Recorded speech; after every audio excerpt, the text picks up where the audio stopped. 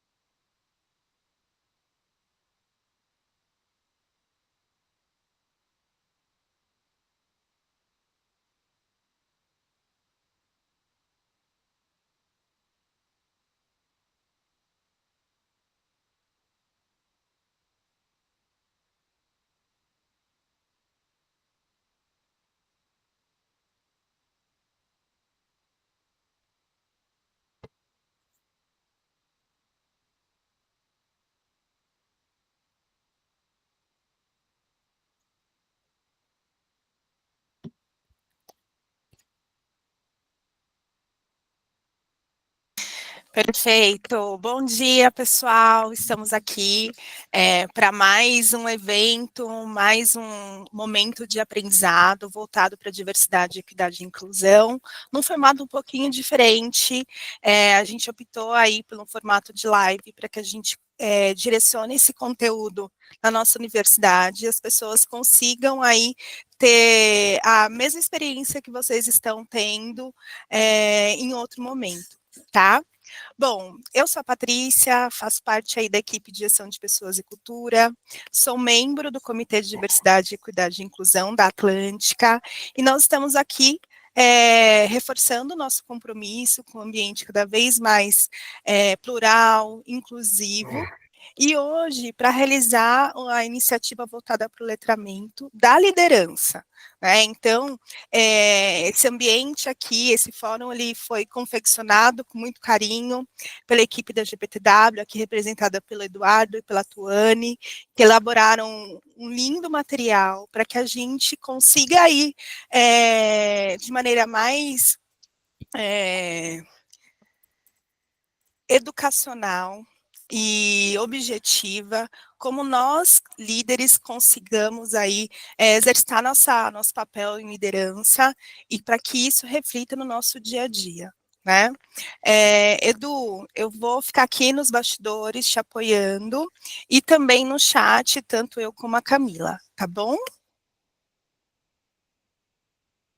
A joia, muito bem. Um bom dia a todos, bom dia a todas as pessoas que aqui estão ouvindo essa live ao vivo e a todas aquelas que estão assistindo aí em algum outro momento, né? Seja aí qual for o momento que você está nos vendo. Sejam muito bem-vindos, bem-vindas. É um prazer estar aqui com vocês hoje.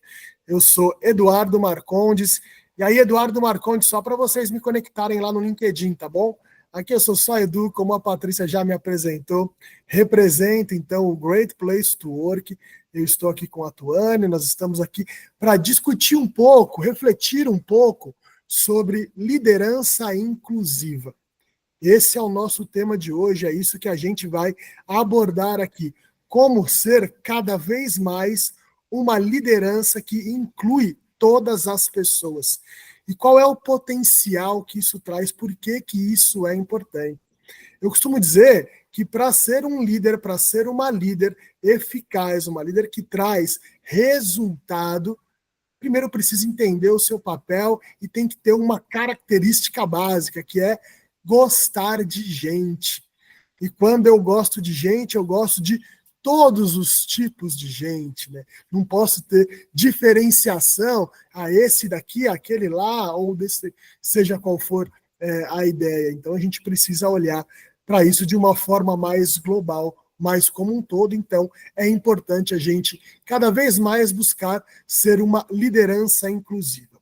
Eu trouxe um material aqui, eu vou colocar, eu vou tirar um pouco esse material, porque ele é o meu guia, mas o fundamental é o que a gente vai explorar em cima desse material. Deixa eu colocar na tela só para vocês poderem acompanhar comigo esse material que eu trouxe aqui da liderança inclusiva preparada aqui pelo Great Place to Work. Para começar, eu quero me apresentar. Então, como falei, Eduardo Marcondes, aqui, Edu, por gentileza. A minha formação inicial é na área de negócios, publicidade, propaganda. Então, trabalhei por muitos anos lá no meu início de carreira na área de marketing, em grandes multinacionais. Atingi o cargo de gestão lá nessa minha primeira carreira, mas naquele momento a minha gestão não foi a mais adequada, se é que eu posso usar essa palavra. Até deu resultado, mas se olhando para trás hoje, posso considerar que foi uma gestão ruim, uma gestão que deixou um rastro de sangue pelo caminho, sabe? E aí, a partir disso, eu abri o meu olhar para entender novas formas de fazer gestão. Como é que a gente pode buscar resultado, mas sem ter esse alto custo. E aí fui estudar um pouco, fiz um MBA de gestão executiva, gestão de pessoas, conheci pessoas que lideravam de forma diferente, aprendi muito com elas. Mais recentemente, fiz um outro MBA de gestão de diversidade e inclusão nas organizações, e tudo isso fez despertar em mim a paixão por pessoas e por gestão. E aí me tornou o que eu sou hoje. Então, hoje eu sou palestrante, professor universitário, facilitador de programas de desenvolvimento de liderança, protagonismo, diversidade e inclusão, entre outros temas. E me fez chegar também na cadeira de diretor de desenvolvimento de liderança aqui no Great Place to Work, onde eu estou há 12 anos. Entrei pela área de consultoria, área comercial, e hoje estou aqui nessa cadeira. Mas essa aqui é só uma parte de mim, talvez nem é a melhor parte de mim. A melhor parte vem mais para cá, ó. Sou esposo da Priscila, pai da Giovana, do Lucas, meu porto seguro, bom ter para onde voltar, realmente ter um propósito, uma razão ali para acordar cedo e fazer tudo isso que a gente faz profissionalmente. Sou fundador e presidente de uma ONG chamada ONG Coração Valente. Deixo aí para vocês depois entrarem nas nossas redes sociais e conhecer um pouquinho do nosso trabalho. Sou cristão, católico, catequista. Hoje me vejo como homem negro, hétero e pessoa aliada, além de especialista nos temas de diversidade e inclusão. Esse é um pouquinho de mim, esse é um pouquinho da minha trajetória. Mas tem algo que eu preciso já começar contando para vocês. Apesar de tudo isso, eu sou uma pessoa preconceituosa. Sou racista, homofóbico, machista, misógino muitas vezes. E aí talvez agora você deve estar perguntando, por que trouxeram um cara desse para falar com a gente de diversidade? Como é que um cara que se declara tudo isso pode falar para a gente de liderança inclusiva? E eu trago tudo isso para vocês porque eu sou tudo isso por fazer parte de uma sociedade que, em maior ou em menor grau, é preconceituosa, machista, homofóbica, racista, misógina. E eu, como parte dessa sociedade, não estou livre de tudo isso. Porém, em determinado momento, olhando para tudo isso e criando uma certa consciência a respeito disso, eu tomei uma decisão de não querer mais ser tudo isso que eu acabei de falar. Então, hoje, eu estou num processo contínuo de desconstrução de tudo isso. E como é que isso surgiu na minha vida? Há muitos anos, quando eu me reconheci como uma pessoa negra. Aí você pode parar e perguntar, como assim? Eu estou te vendo, você está na minha tela aqui, está na cara que você é negro. Dá para ver na sua aparência, na cor da sua pele.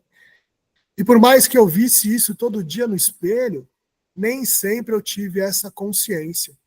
Talvez por uma infância um pouco mais privilegiada, talvez por uma criação dentro de uma bolha, talvez por um acesso que a maioria das pessoas negras não tem normalmente, eu não me via como tal. E em alguns momentos, né, por uma pele talvez mais clara, um cabelo mais liso, eu ouvi por várias vezes algo, não, você não é negro não, você é moreno. Não, fica tranquilo. você não é isso aí. Quase que você não faz parte desse tipo de gente, sabe assim? E cresci ouvindo isso e levando isso como a minha grande verdade absoluta. Mas entre os brancos eu também não era branco, por mais que eu estava ali convivendo, tendo acesso e tudo mais. E aí, em determinado momento, ali, final da adolescência, início da vida adulta, eu comecei a ter o que uma amiga nossa chama de chá revelação de classe, chá revelação de raça. E aí eu me reconheci como pessoa negra, sim. E isso foi um grande divisor de águas na minha vida, porque a partir desse reconhecer-se, eu tive contato com toda a minha ancestralidade, entendendo o meu papel e principalmente entendendo os meus privilégios, porque sim, fui muito tempo e ainda sou muito privilegiado, e isso me coloca numa posição um pouco diferente em relação a tudo isso.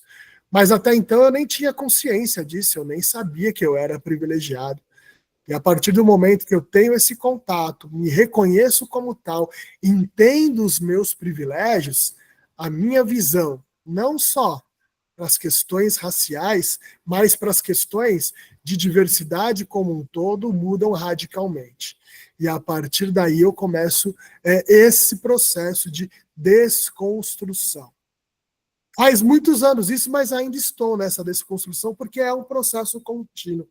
Não se vira uma chave da noite para o dia, eu era uma coisa e agora não sou mais. É claro que hoje eu já consigo olhar para trás e me envergonhar de muitos pensamentos, muitas atitudes, muitas falas preconceituosas que eu tive ao longo da minha vida, ao longo principalmente desse primeiro grande momento sem esse choque de consciência. Mas ainda hoje ainda me pego alguns escorregões, mas a diferença é que quando eu escorrego hoje, eu tenho a consciência e tento não deixar acontecer mais, me policiar para que isso não aconteça e assim vai. E além disso, tento também trazer essa mesma oportunidade de chá revelação de raça, de consciência de classe ou qualquer outra questão para o maior número de pessoas que eu puder me conectar. Então, esse é um pouquinho de mim e eu estarei aqui com vocês para a gente nessas 40, 50 minutinhos, refletir um pouco disso, como é que na liderança a gente pode trazer um olhar diferente, como é que a gente pode olhar para isso e ter o melhor das pessoas e de todas as pessoas. Quando eu falo de inclusão, de diversidade, a primeira coisa que me vem à mente é como eu respeito a individualidade de cada um, para que cada um possa trazer o seu melhor para o dia a dia. Isso pensando nas nossas organizações, ou seja, é uma estratégia de gestão. Não é um abraçar árvore, não é ideologia de A, B ou C, não é uma moda que está se criando, ou um direcionamento partidário disso ou daquilo, ou de algum grande veículo de comunicação. Não. Dentro das organizações é uma estratégia, porque quando eu crio um ambiente onde as pessoas possam ser elas mesmas, eu crio um potencial delas trazerem um resultado diferente. E para criar esse ambiente, eu preciso, primeiro de tudo, ter essa consciência e respeitar as diferenças. Uma vez eu apresentei esse meu slide aqui inicial, e aí uma pessoa falou assim para mim, nossa, mas que contraditório, né, esse seu slide, essa sua apresentação. Eu falei, mas por quê? Ela falou, não, você coloca ali que você é cristão, católico, catequista e pessoa aliada de diversidade, especialista em temas de diversidade e inclusão. É meio contraditório, você não entra em conflito, não, em relação a isso? Eu falei, não, muito pelo contrário. Primeiro que eu gosto de gente, essa foi uma das grandes descobertas da minha vida. E gostar de gente é gostar de todas as gentes, de todas as pessoas, independente de qualquer questão. Segundo, que a religião, seja ela qual for, ela sempre prega respeito, né? Então não tem incompatibilidade em falar de respeito e falar de religião. E terceiro, que para mim é um dos mais importantes, a religião, de novo, seja ela qual for, ela serve para mim. É o que eu penso, é o que eu sinto, é a minha conexão com algo que eu acredito. E eu não tenho direito nenhum de impor absolutamente nada sobre o outro. Então, quando eu respeito a religião diferente, eu respeito a crença diferente, eu respeito qualquer outra coisa que seja diferente da minha religião, porque aquilo vale para mim. E aí, quando a gente fala de uma gestão inclusiva, este é o primeiro ponto. O quanto eu estou respeitando o outro para ser como o outro era e não como eu penso que eu quero ser, o que serve para mim. Porque o que serve para mim é meu, e o que serve para o outro é do outro. Nós, como gestores, gestoras, nós, como liderança, precisamos criar um ambiente onde essas diferenças convivem bem e a gente consegue estimular cada um a trazer o seu melhor para dentro desse jogo, para dentro dessa situação. Então, não é contraditório, porque é isso que eu acredito, é assim que eu vejo o mundo. Mas quando a gente fala de liderança, tem alguns dados aqui que eu trouxe para a gente refletir que são muito alarmantes. Dá uma olhada nesses daqui, vou trazer para a tela para vocês acompanharem comigo. Esse primeiro dado aqui, ele me deixa bem surpreso quando eu olho para ele. 70% das lideranças não estão preparadas para a sua função, segundo o Instituto Gallup. E aqui eu não estou falando nem de diversidade, tá? Eu estou falando da liderança de uma forma geral. 70% não está preparado para a função. Olha isso. É muita coisa, na verdade. Quando eu aprofundo um pouco mais, nesse mesmo estudo, ele traz que, em geral, apenas 15. Tem um novo estudo de um outro instituto que fala de 21. Mas olha isso, 15% das pessoas hoje estão realmente engajadas no trabalho. É muito pouco. E muito provavelmente está conectado com aquele primeiro dado de que as lideranças não estão preparadas para exercerem as suas funções, que trazem pessoas, que deixam pessoas, que tornam pessoas desengajadas. E aí, se eu tenho pessoas desengajadas, é muito mais difícil buscar resultados e resultados sustentáveis. Por quê? Porque, em geral, as lideranças estão com um modelo de pensamento muito arcaico, muito antigo, muito voltado para manda quem pode, obedece quem tem juízo, muito voltado para comando e controle, muito voltado para quero pessoas iguais a mim no meu time. Não estou aberto, não estou aberta a lidar com o diferente, a trazer ideias diferentes, a trazer pessoas diferentes. E não estou preparado, não estou preparada para cuidar dessas pessoas. Pô, Edu, como assim cuidar? É cuidar, a função da liderança é cuidar das pessoas. Vou até tirar aqui da tela, depois eu ponho um outro dado, que também é alarmante, para falar um pouquinho disso.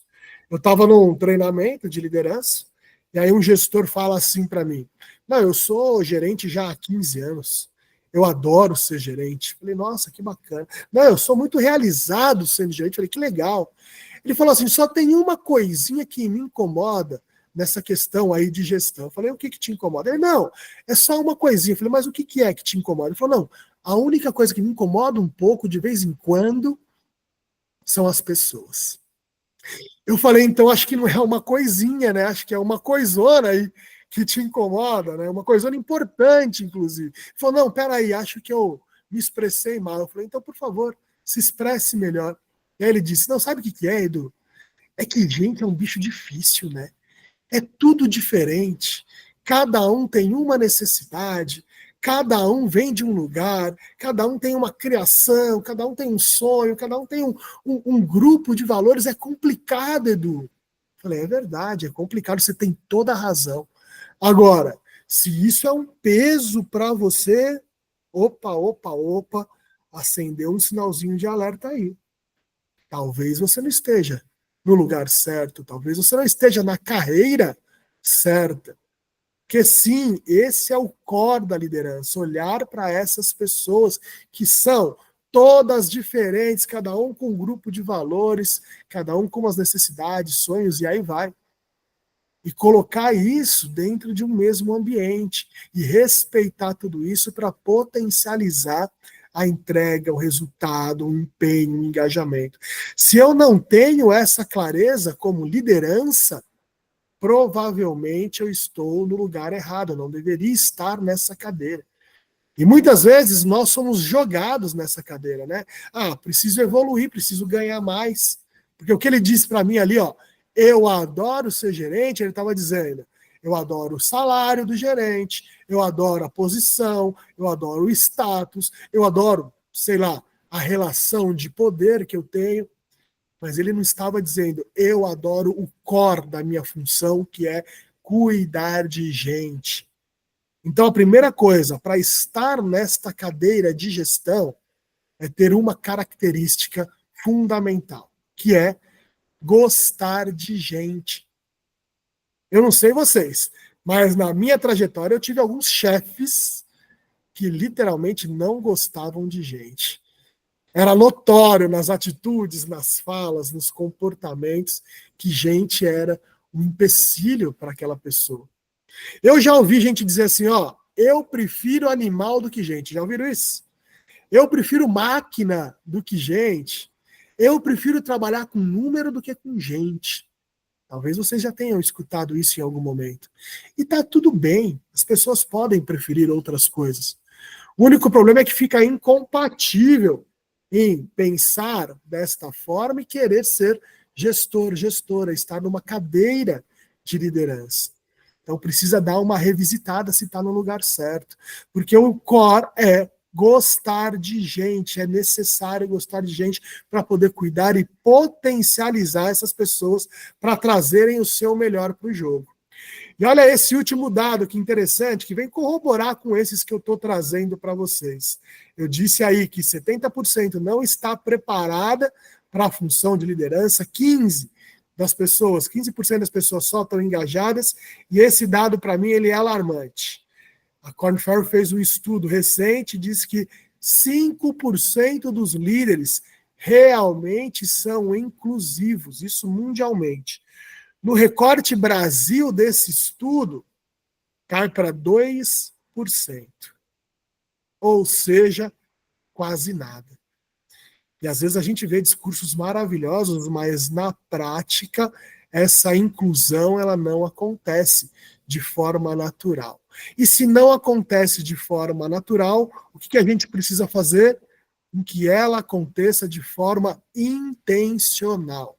Ou seja, não dá para só ir levando e achar que vai ser possível que a gestão seja inclusiva, sem nenhuma ação, de forma orgânica. Precisa ser intencional.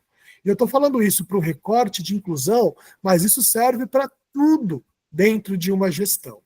Tem um cara que eu gosto muito, que traz ali alguns conceitos de liderança atual, de liderança inspiradora, e ele chama Simon Sinek, ou Simon Sinek.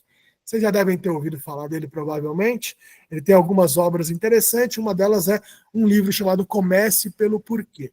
Mas para quem não gosta muito de literatura, se gosta mais de vídeo, audiovisual, joga Simon Sinek, ou Sinek, com camudo no final, no YouTube você vai ver vários vídeos de liderança dele, trazendo lá de gestão, coisas muito atuais, um pensador contemporâneo sobre gestão e liderança. Ele tem uma frase, esse aqui é o Simon, ele tem uma frase que eu gosto muito, que ele diz assim, ó, se você não entender as pessoas, você não entenderá os negócios. Ou seja, olhar para as pessoas é olhar para negócio, para resultado.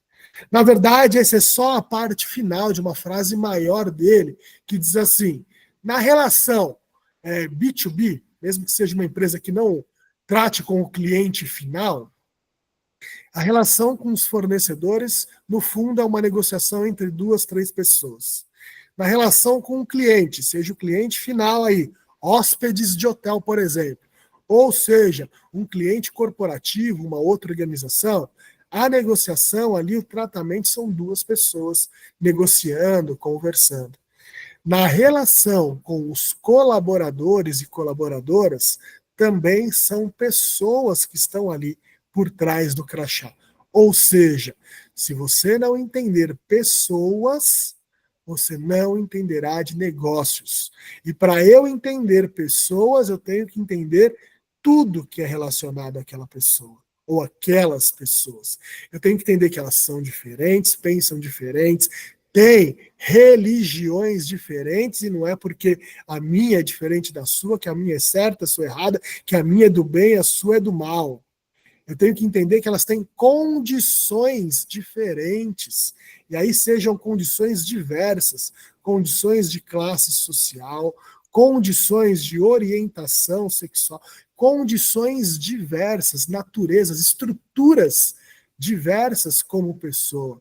Tenho que entender que ela tem pontos de partidas diferentes. Sim, algumas têm pontos de partidas que são muito depois de outras, né? Tiveram oportunidades diferentes, tiveram acessos diferentes, e aí vai, poderia falar aqui de N coisas que são diferentes. Então, quando eu quero entender pessoas, eu tenho que entender ela de uma forma muito mais global e não de um único viés. Porque esse viés, geralmente, é aquilo que eu vivi, é a bolha na qual eu estava ou estou.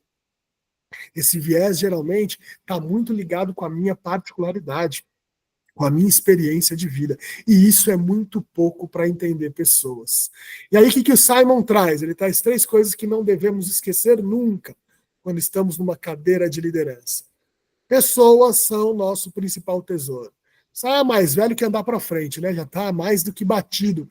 Isso, todo lugar tem. Principal tesouro, principal ativo e tudo mais. O problema é que às vezes isso é só uma frase de efeito e não é um entendimento real da gestão. Porque quando tem um entendimento real, ele traz uma segunda provocação. Essas pessoas vão embora todos os dias no final do expediente, seja um expediente presencial, seja ele remoto, na hora que ela desliga, se desconecta ali, ela vai embora. Qual que é o meu papel como liderança? Fazer com que ela queira voltar e não tenha apenas que voltar. Porque ter que voltar é uma coisa, querer estar lá é outra completamente diferente. E eu só quero estar num lugar que permite que eu seja eu mesmo, que respeite as minhas questões, as minhas diferenças, a minha forma de ver o mundo, que respeite as minhas ideias, que respeite a minha personalidade, tudo que eu sou. Esse é o princípio básico para eu querer estar lá. É claro que todo mundo tem conta para pagar. A gente não é herdeiro, então a gente tem que trabalhar por propósito, por querer, mas também porque temos conta para pagar. Mas por quê? Pagar as contas trabalhando aqui, na nossa organização. Só se eu realmente me sentir bem, se eu ver um propósito, se eu ver uma razão maior do que somente o dinheiro, porque dinheiro eu consigo em outros empregos também. Então, esse é o princípio que a gente tem que começar a olhar. Como é que eu, liderança, como é que eu, neste cargo, nesta posição, estou trabalhando esse ambiente aí para as pessoas se sentirem bem, sentirem com vontade de estar lá? Como é que eu estou olhando aí para essas pessoas, entendendo todas essas diferenças, respeitando e mais do que isso, estimulando o respeito mútuo, estimulando que as outras pessoas também respeitem todas essas diferenças e entendam isso como algo positivo e não como algo negativo. Como é que eu trabalho para que as pessoas se sintam à vontade para serem elas mesmas e trazerem o melhor delas? O que a gente tem visto nesses últimos 30 anos, quase, nesses últimos 30 anos, quase aí, nesse mundo das melhores empresas para trabalhar, que tem um conceito básico que permeia as pessoas, as lideranças, as empresas que olham para isso de forma adequada. E esse conceito é esse aqui que eu vou trazer na tela para vocês. Precisamos gerar vínculos de confiança entre líderes e liderados. Nós, líderes, somos responsáveis por gerar este vínculo, por criar esta relação com as nossas pessoas. Por quê? Porque para essas pessoas, eu, gestor, eu, gestora, sou a empresa. Eu represento a empresa. Então eu preciso criar esses vínculos de confiança. Porém, confiança não se nasce no instalar de dedos. Não nasce da noite para o dia. Não é, eu não confiava até ontem, a partir de hoje eu confio. Não é assim que funciona, é um processo de construção. E esse processo de construção, ele precisa ser intencional por parte da liderança. É claro que é uma via de mão dupla, né, entre líder e liderado, entre as pessoas que estão na liderança e as pessoas que são lideradas. Mas o pontapé inicial, a intencionalidade, precisa partir das pessoas que estão na liderança. E aí eu separei alguns pontos que são fundamentais para que a gente possa sentir essa confiança, construir essa confiança, criar essa relação com as pessoas que nós lideramos. Primeiro ponto, para ter essa base aí da liderança inclusiva eu preciso conhecer as pessoas. Pensa aí no seu íntimo, na sua relação, não só de trabalho, mas com as pessoas com quais você se relaciona na família, na sua relação social. Dá para confiar em quem eu não conheço? Dá para confiar em quem eu não sei como é de verdade, como pensa a vida, o mundo? É muito mais difícil, né? Uma confiança às cegas assim. Se a gente traz para o ambiente de trabalho, mais difícil ainda. Porque às vezes na relação social tem um laço familiar, tem um laço de frequentamos o mesmo lugar ou algo do tipo, temos alguma coisa em comum que nos conectou. E no trabalho, pessoas diferentes. O primeiro passo é preciso conhecer as pessoas. Se eu não tiver esse passo, essa vontade, esse desejo, provavelmente eu não vou conseguir criar a mínima conexão de confiança. E aí, vou tirar minha tela aqui de novo, só para vocês irem me vendo aqui enquanto eu falo. Não dá para eu conhecer as pessoas sem deixar que elas me conheçam também. É uma via de mão dupla. Então a gente precisa criar essa relação, precisa trazer quem nós somos, o que nós pensamos, como nós vemos o mundo, para criar esse primeiro diálogo. E aí, para isso, a gente tem que quebrar dois paradigmas que a antiga escola de liderança trazia. O primeiro deles não dê muita intimidade, não dê muita proximidade para as pessoas, não, porque senão elas misturam as coisas. Provavelmente vocês já ouviram isso em algum lugar. O que a gente diz sobre isso? Joga no lixo esse conceito. Pô, Edu, mas já aconteceu comigo, de fato as pessoas misturam. Eu falo, é verdade. Então como é que joga no lixo? É o seguinte, essa antiga escola de liderança falava assim, nivele por baixo. Não dê nenhuma intimidade, não se aproxime muito de ninguém, porque senão vão misturar as coisas. O que a gente diz é, nivele por cima. Conheça as pessoas que trabalham com você, conheça as pessoas que você lidera, e sim, provavelmente vão ter algumas que podem misturar as coisas. E a sua função é desmisturar. A sua função é ajudar essas pessoas a entenderem que tem coisas que não se misturam, simples assim. Mas nivela por cima, porque o ganho é muito grande quando eu, de fato, conheço e deixo com que as pessoas me conheçam. E esse deixar com que as pessoas me conheçam é outra quebra de paradigma, porque na antiga escola de liderança dizia assim, líder bom não demonstra fraqueza. Quando você deixa com que as pessoas te conheçam, inevitavelmente suas vulnerabilidades vão aparecer ali também. E a gente diz o seguinte, joga no lixo esse conceito da antiga escola de liderança, porque a gente já aprendeu, tanto na prática como na teoria, que vulnerabilidade não é um problema para a liderança.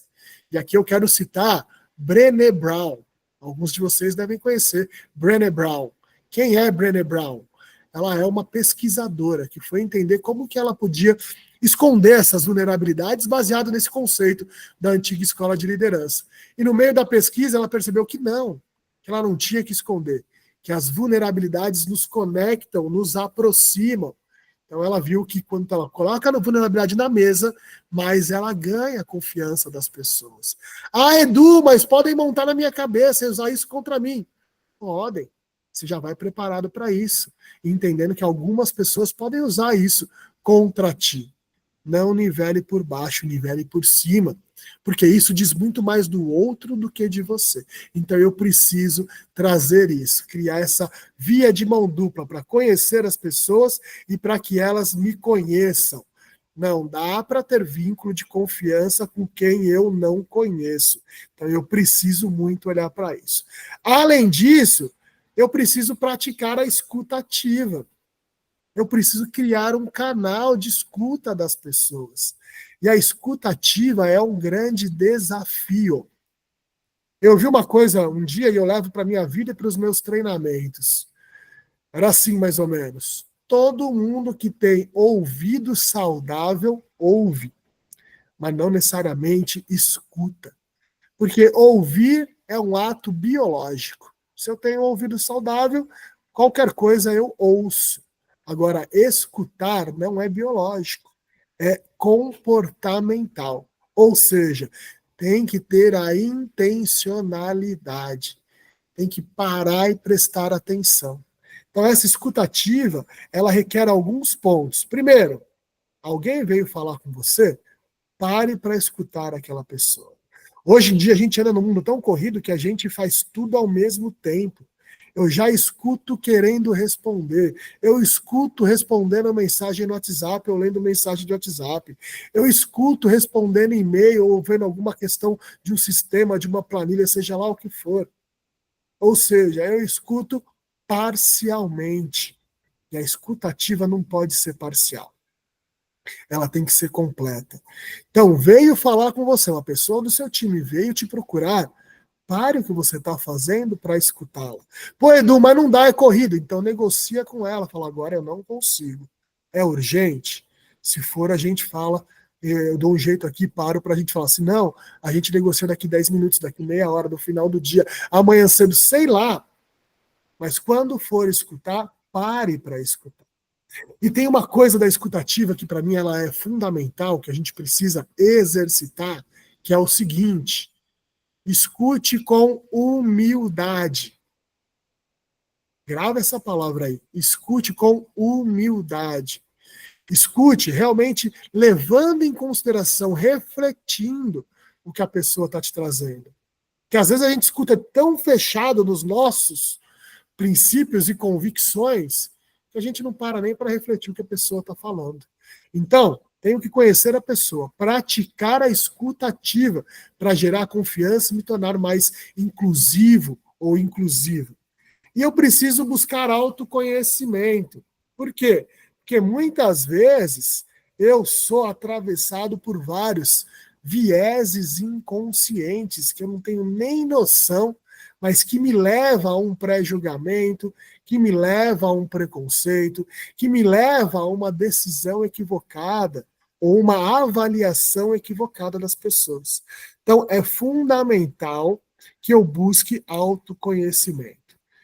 Eu contei para vocês, eu tive o meu chá revelação de raça tardio, ou seja, nunca é tarde para que a gente busque esse autoconhecimento. E ainda hoje, eu tenho alguns vieses inconscientes que me levam, né, a ter alguns pensamentos que eu olho e falo, pera, não é por aí. Porque é meio que automático, viés inconsciente é isso. São associações aí do nosso cérebro que nos levam a conclusões automáticas. O cérebro é programado para poupar energia. Então, esses vieses, esses padrões, eles nos ajudam aí a poupar energia. E às vezes eles vêm até da nossa ancestralidade. Às vezes ele vem da nossa criação, ele vem da bolha na qual a gente viveu, ele vem da bolha na qual a gente convive. E aí eu vou além, tá? Hoje a gente tem uma questão muito forte que ajuda a potencializar esses vieses, que são os tais algoritmos. A gente acessa uma coisa e aí só vem mais daquele, mais do mesmo, e a gente vive numa bolha aí dentro das redes sociais, por exemplo, que é uma das grandes fontes aí de informação hoje em dia, e a gente fica fechado naquela bolha porque o algoritmo me joga só para mais do mesmo. E isso vai reforçando padrões, vai reforçando vieses. Então a gente precisa tomar muito cuidado com esses vieses. A gente precisa buscar esse autoconhecimento continuamente. Cada um vai encontrar a sua forma de buscar.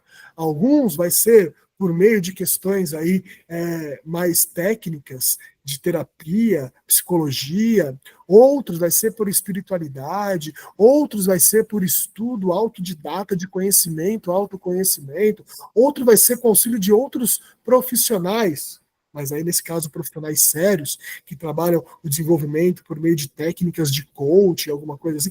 Cada um vai encontrar a sua forma, mas é necessário buscar o autoconhecimento. Um dos grandes empecilhos para eu me tornar um líder, uma líder melhor, mais inclusivo, mais inclusiva, é achar que eu não preciso desenvolver isso.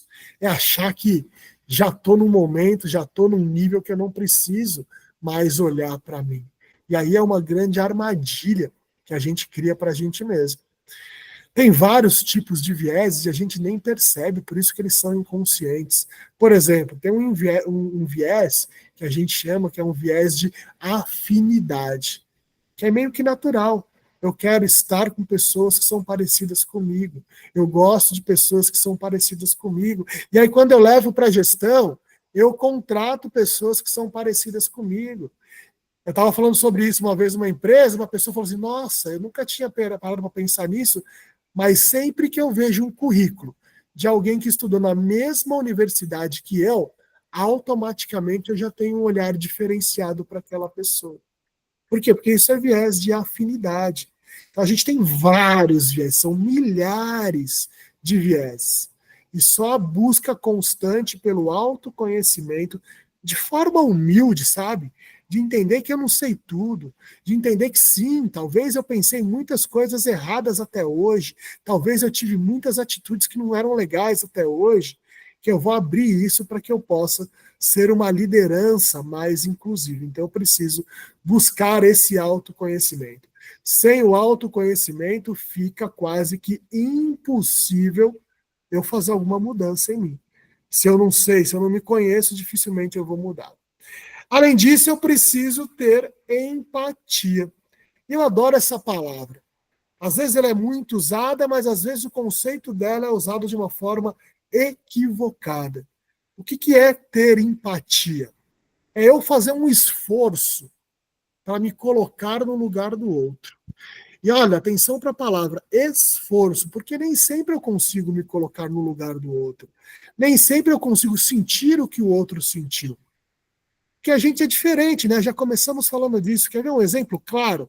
Você está numa sala e o ar-condicionado está ligado.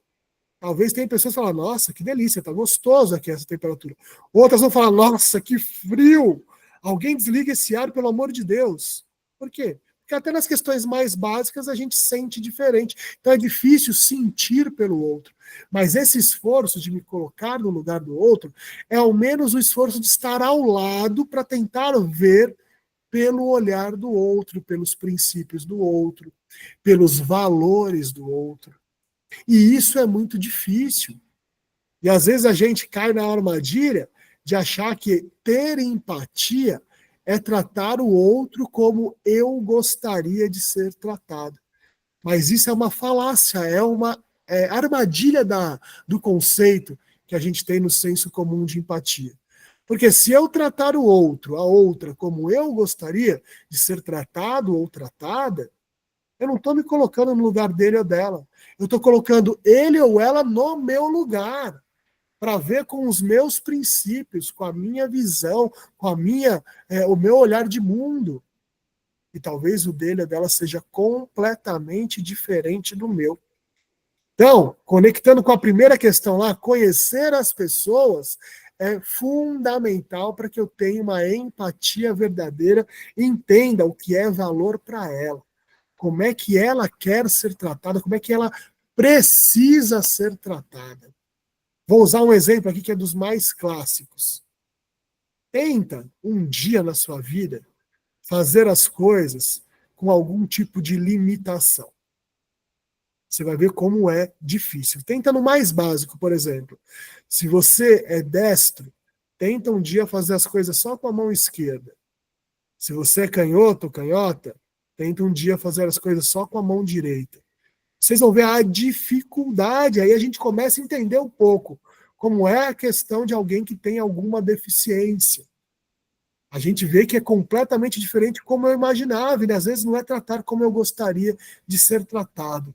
Eu sei que nessa frase, tratar o outro como eu gostaria de ser tratado, ela vem cheia de uma boa intenção, no sentido de eu não quero ser desrespeitado, eu não quero ser violentado, eu não quero nada disso, então eu não desejo isso para o outro. E isso é válido, isso é ok, mas é pouco, porque eu preciso descer 1, 2, 3 níveis para tratar o outro como o outro gostaria, quer, precisa ser tratado ou tratado. Porque aí sim eu vou ser empático de verdade. E aí o exercício está em entender que às vezes o que o outro ou a outra precisa e quer é completamente contrário ao que eu gostaria. Só que não diz respeito a mim, diz respeito do outro. E ter empatia é chegar a essa conclusão e ainda assim tratar o outro, a outra, como ele ou ela gostaria de ser tratado ou precisa ser tratado. Então é esse exercício que vai nos deixar mais inclusivos e inclusivas e criar mais vínculos de confiança com as pessoas que trabalham para a gente. Além disso, isso não pode ser subjetivo, não pode deixar subentendido. Tem que ser declarado. Eu preciso me declarar como uma pessoa inclusiva.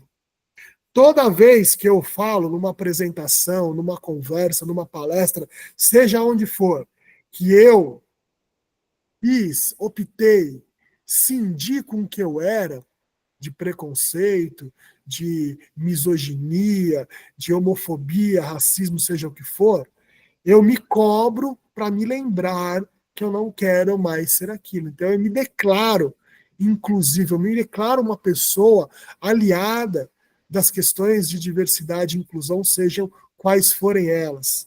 Porque isso fala para mim mesmo e fala para todo mundo que está ao redor, dando a abertura para que as pessoas também me sinalizem se eu tiver alguma escorregada. Então é um movimento constante, não pode ser subentendido, tem que ser declarado. As pessoas que trabalham comigo têm que saber que eu quero ser uma liderança inclusiva.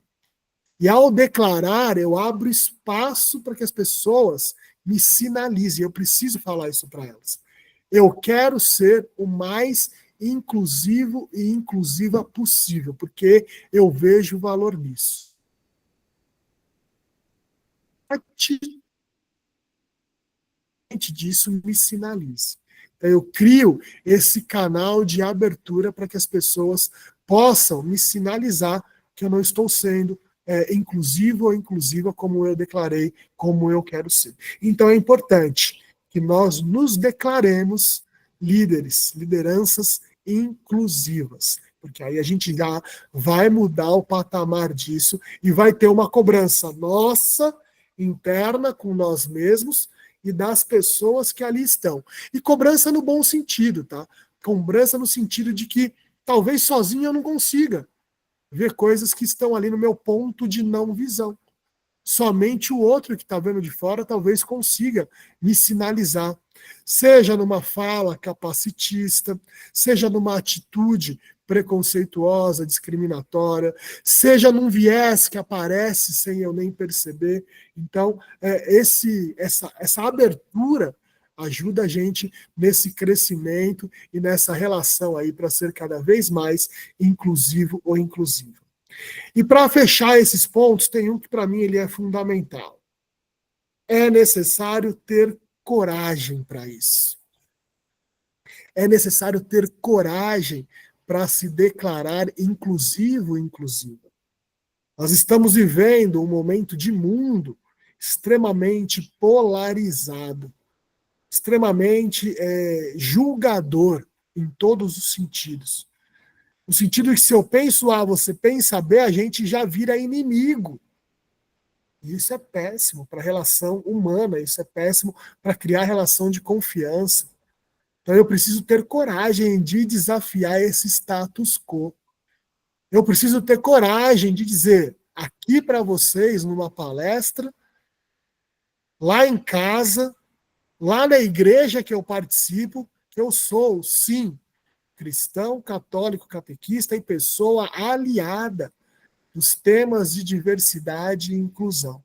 Então é necessário ter coragem de desafiar esse status quo, de se declarar inclusivo, de se declarar uma pessoa que olha para isso porque gosta de gente, porque vê valor nisso, porque reconhece que sim, as pessoas são diferentes e que reconhece que ter respeito a essas diferenças é fundamental para a gente criar ali um ambiente mais saudável, em primeiro lugar, porque essas questões afetam e afetam demais a saúde emocional das pessoas, a saúde mental das pessoas, e isso é um tema latente hoje em dia nas organizações. Então, em primeiro lugar, vamos criar um ambiente saudável para e a partir daí possam entregar o seu melhor.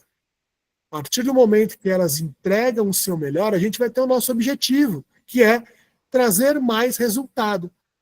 Afinal de contas, nós não somos filantropia, nós somos uma empresa que sim busca lucro, que sim, o lucro do ano passado já não serve para esse ano, o desse ano não vai servir para o ano que vem, vai ser maior, e está tudo bem, faz parte do jogo, faz parte da natureza das organizações que a gente trabalha.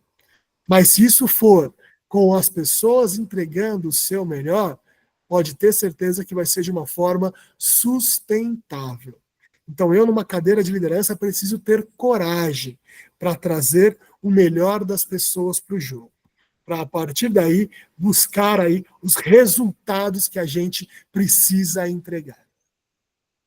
Falei bastante, né? Espero que vocês tenham refletido um pouquinho sobre o que eu falei. Vou deixar só uma dicasinha aqui de um filme que eu ia passar um trechinho para vocês, mas eu vou deixar como dica. O filme chama Estrelas Além do Seu Tempo. Ele conta a história de 3 mulheres negras que entraram para a NASA na década de 60. E aí tem uma cena específica que eu queria que vocês assistissem e prestassem atenção, que é a cena do banheiro. Não vou dar spoiler. Só procura lá a cena do banheiro, e aí você vai ver o que é ter coragem e se declarar inclusivo, como é necessário isso para os nossos dias. Não quero estourar o tempo de ninguém, quero agradecer aqui a oportunidade de estarmos, pelo menos, refletindo sobre esses temas tão importantes aí, e cada um de nós possamos nos tornar cada vez mais uma liderança inclusiva e colher todos os frutos que isso traz. Muito obrigado pela audiência, pela atenção de vocês. Pati, deixo contigo aí para finalizar. Muito obrigado. Nós que agradecemos, Edu. Nós temos alguns minutinhos. Se alguém tiver dúvida, por favor, fique à vontade. Eu adorei estar com você, com essas pessoas. Aí a gente está com 107, 110 pessoas na live, e ainda tem muita gente que vai obter esse conteúdo, esse conhecimento. E para mim foi um chamamento, né, Edu, de responsabilidade. Você trouxe pontos aqui, olhando a minha equipe, muito corajosos, que em alguns momentos as pessoas até se espantaram, né? Trazendo até um ponto, alguma fragilidade, no aspecto assim, olha, o que vão falar, né? Mas foi o processo de mudança desse olhar e que tocou em mim como uma oportunidade que eu também estou em processo de desenvolvimento também, né? A Patrícia que iniciou aí essa jornada, que efetivamente obteve a nomenclatura de liderança, também passou por diversos processos de desenvolvimento e continua passando, né, para que eu seja uma líder que represente realmente essa empresa, porque uma coisa é a Patrícia tendo as suas crenças, os seus valores, que são honrados, e outra coisa também é a Patrícia que representa uma companhia, que está lá tendo toda a sua atuação com o compromisso de atendê-la, né? Então, que líder inclusive é esse que a Atlântica vem me pedindo para ser, seja nos processos de letramento ou nas ações do dia a dia. E eu sempre me pergunto se eu estou correspondendo a isso, e tento sempre ser vigilante, porque isso é um compromisso que eu firmei no exato momento que eu fiz o meu contrato de trabalho e continuo aqui e tenho uma equipe e estou tendo aí a honra de trabalhar nesse processo de letramento. E acredito que é possível, né, a gente chegar, ser um ser humano melhor, como aí CNPJ, CPF falando mesmo, né, como também uma líder que representa uma companhia. Fico muito feliz aí por você ter feito essas provocações, porque acho que são passíveis aí de transformar várias ideias e vários líderes. Muito obrigada. Eu que agradeço. Foi uma oportunidade incrível poder dividir esse momento com vocês. Sempre conte comigo pessoalmente e com o Great Place to Work para que a gente siga nessa jornada de evolução. Ótimo. A gente não tem dúvida aqui, Edu, mas se aparecer, eu compartilho com você e com a Tuane. A gente tem um processo muito importante, que é a avaliação de reação. A gente disponibiliza lá na Atlântica 1 para que os colaboradores se manifestem e tragam para a gente dúvidas, críticas e oportunidades de melhoria para outros eventos também, e a gente cada vez mais ser assertivo nesse processo de construir um ambiente cada vez mais inclusivo e justo para todos nós. Obrigada, viu? Obrigada, pessoal. Um ótimo dia para vocês, um ótimo dia para nós. Tchau, tchau.